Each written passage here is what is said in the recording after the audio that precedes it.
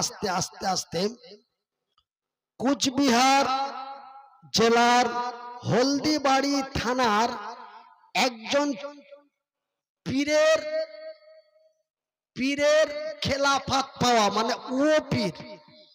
তো ওই পীর সাহেবকে কিন্তু আমি চিনি আমার ভাইরা। তো ওই জলপাইগুড়ি স্টেশনে 2013 সালের কথা বলছি আপনাদের। তো জলপাইগুড়ি স্টেশনে মানে লাইন ক্রসের জন্য ট্রেনটাকে আউটারে দাঁড় করিয়ে দিয়েছে, অনেকক্ষণ ধরে দাঁড়িয়ে আছে। তো দেখলাম ওই পীর সাহেব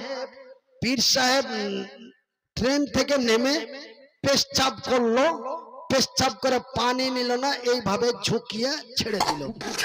তারপরে ট্রেনে আসলো, ট্রেনে আসার পরে শুনলেন এই মতো বেঈমান কোনোদিন বিজয় হতে পারে না।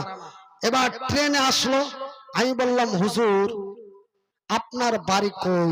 বলে আপনি মনিরুদ্দিন হুজুর না? ও আমি ওকে হুজুর বলছি, তো উনি আমাকে হুজুর বলছেন।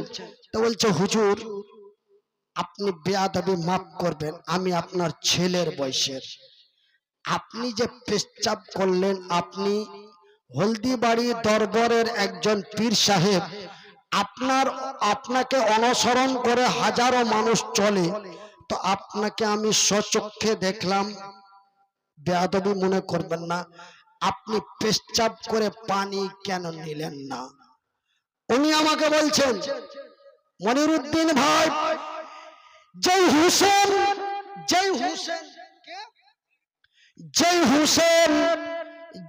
হুসেন কারবালার ময়দানে পানি পানি পানি পানি করে নিজের জীবনটা হারিয়ে দিয়েছে, আমি সেই পানি কেমন করে এই জায়গায় দিতে পারি?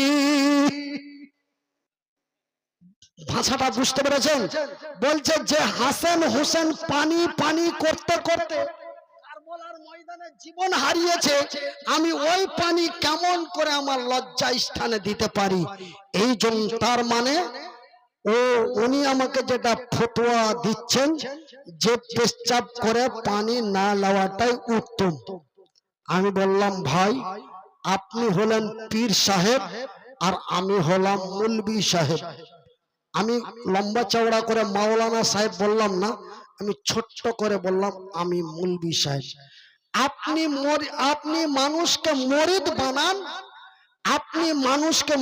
বানান, আর আমি মানুষকে হক কথা তুলে ধরি, এটুকুই পার্থক্য।